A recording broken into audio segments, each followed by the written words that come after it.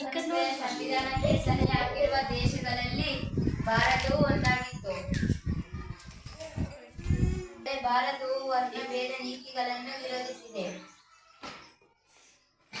ಭಾರತವು ವರ್ಣಭೇದ ಅಂದರೆ ಭೇದ ಭಾವ ನಡೆಸಿದೆ.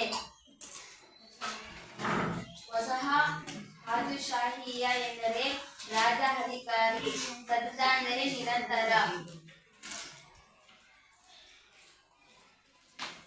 ಅಣ್ವಸ್ತ್ರ ಪರೀಕ್ಷೆ ಪೂರ್ಣವಾಗಿ ನಿಲ್ಲಬೇಕೆಂದು ಒತ್ತಿ ಹೇಳಿದ ದೇಶಗಳಲ್ಲಿ ಭಾರತವು ಮೊದಲನೆಯದು.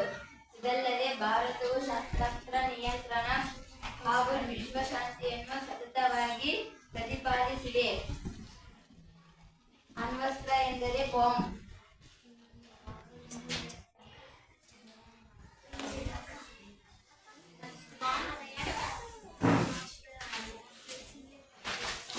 ದೇಶಗಳ